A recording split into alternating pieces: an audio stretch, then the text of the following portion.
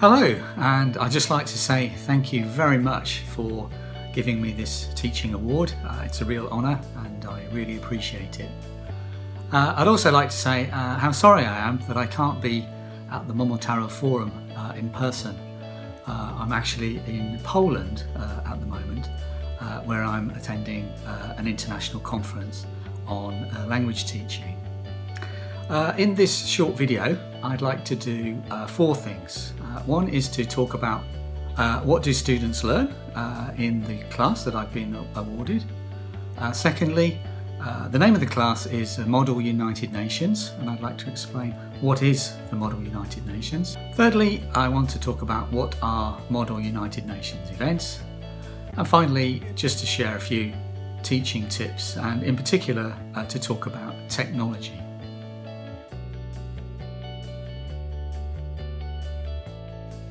So firstly, I think it's really important to state what it is that I think students can learn from taking the Model United Nations class.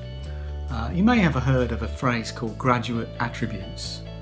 And this means the kind of things that students leave university with, the sorts of processes and skills that they've been through at university that makes them attractive to employers. And I think this class gives quite a number of different attributes that students can use in their future work life.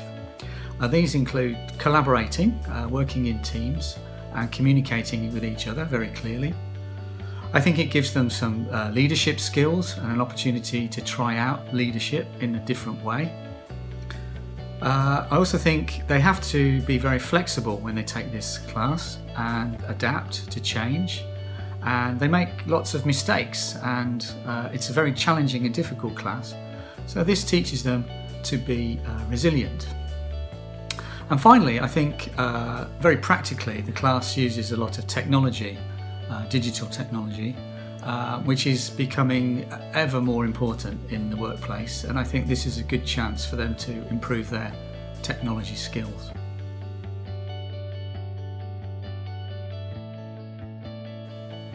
So what is a Model United Nations class? Probably you all know what the United Nations is.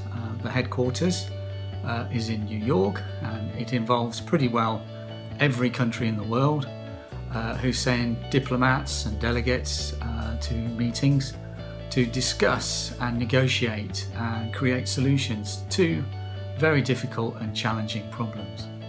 Well, the Model United Nations actually does exactly the same, although it's a simulation or a rather large role play. Students represent different countries and they are called delegates, and they go to different events to discuss those very same difficult and challenging global issues. So what they need to do is to research about these different issues and have a perspective from the country that they represent. Then they negotiate with others and they have to suggest very clear and practical solutions to those problems. And these are written down in a very formal way, and of course it's all in English.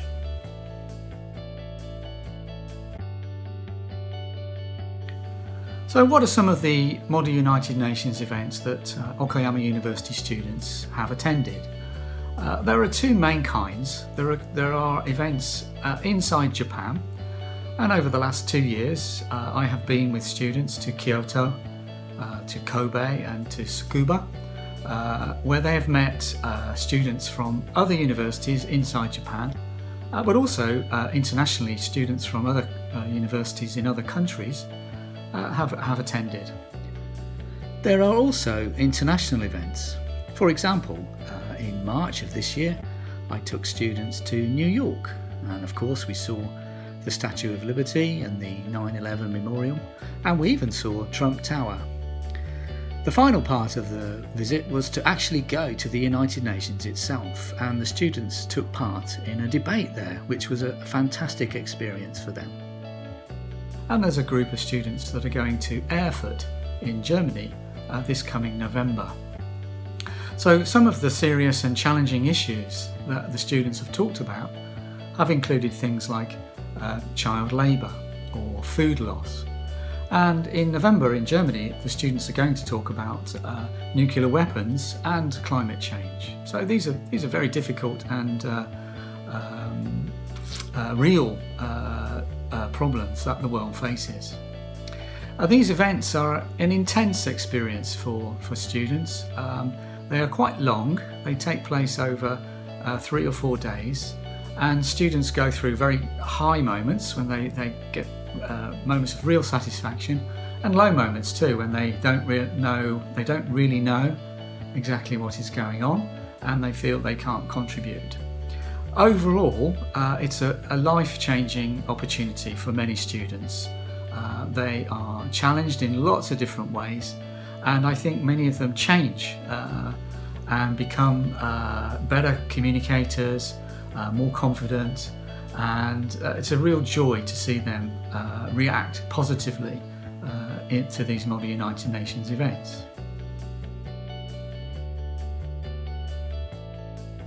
So what do we do in a lesson to help prepare the students to go to these different large-scale simulations? Well, of course, firstly, there's a lot of input. They need to find out about the different countries that they represent. We've represented over 20 countries in the last 2 years, and so this is a great opportunity for students to really find out about a country that maybe they hadn't even heard of before. In New York last March, the country was Botswana, and the country that the students will represent in November is Senegal. And these are two West African countries that probably most students have not thought about or know much about. So they really need to find out about their country. Secondly, they have to find out about a topic that they have been assigned. And as I mentioned, these are serious and challenging topics like child labour or nuclear issues. Again, these are not topics that many students have probably learned a lot about, but of course they're very, very important. So there's a lot of research to be done in and out of the lesson, and they have to be shared with all the students in the group. So this sharing takes place in pairs or small groups, and it can be face-to-face, and it's also using a lot of collaborative technology such as Google Docs, for example. Thirdly, there's a lot of focus on how to use language. And I don't just mean English. Of course, English skills are important. They have to speak to each other, and they have to write very formal and difficult documents. But they also have to communicate in a variety of ways, and I think this is incredibly important. They have to negotiate with each other. They have to try to decrease conflict between countries, so there is some element of conflict resolution. And they also have to get on with different people. What this means is that you try to get other delegates to understand what your message is and to warm to you as a person. So there's a lot of interpersonal diplomacy that goes on. So these are difficult skills, but very, very important, I think, for today's world.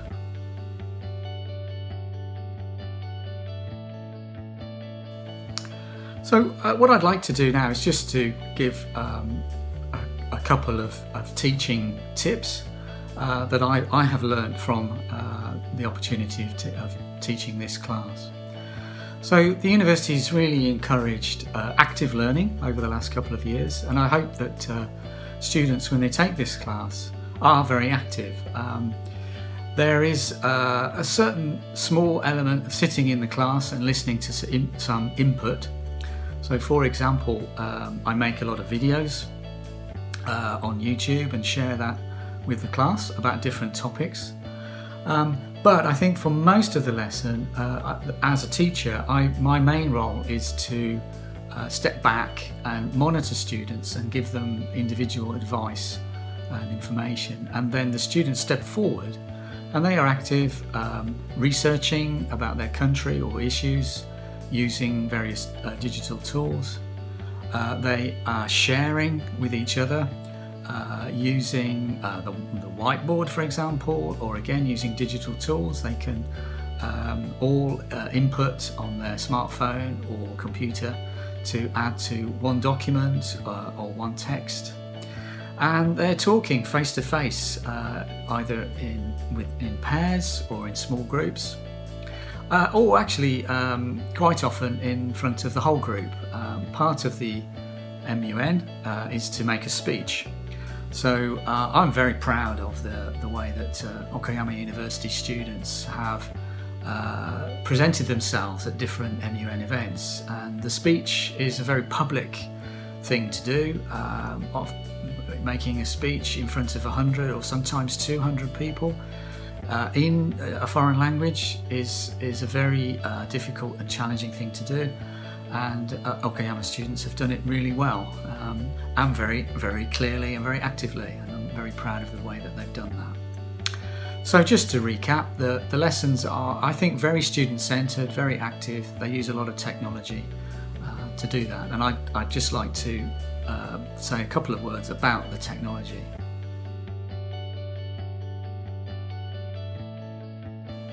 So I think the use of digital technology is vital for students in today's world.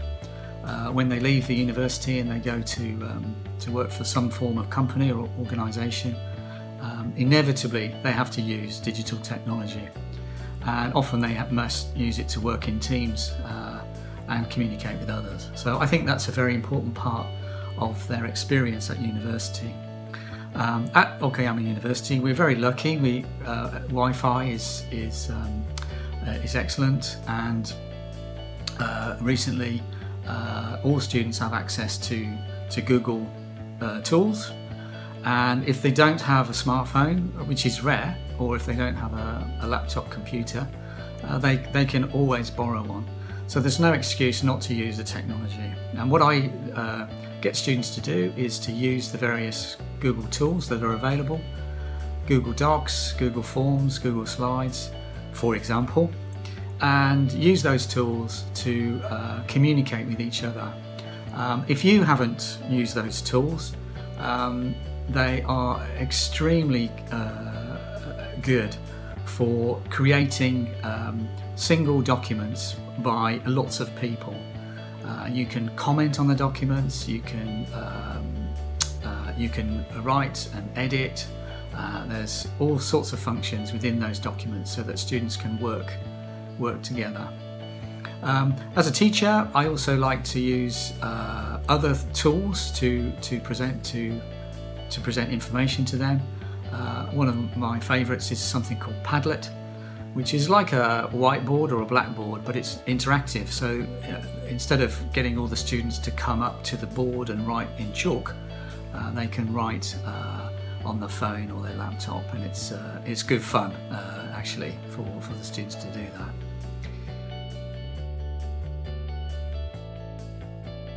So my final comments are that I'd just like to say thanks again for giving me this teaching award.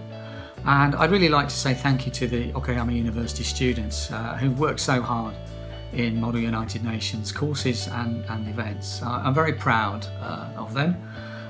They learn such a lot in a short space of time, and when they go to another event and they meet students from other universities, they're always very diplomatic, very personable. They interact beautifully with other students, and they contribute in a great way to the success of the different events. They learn a lot about communication, about leadership, about using digital tools, and about working as a team. And I think these are all great experiences that I hope that I'll be able to continue to provide for students, both in the Model United Nations lessons and other lessons that I teach. Thanks once again for listening. And if there are any colleagues who wish to find out about the Model United Nations or find out about working with various forms of digital technology, please get in touch. Thank you very much.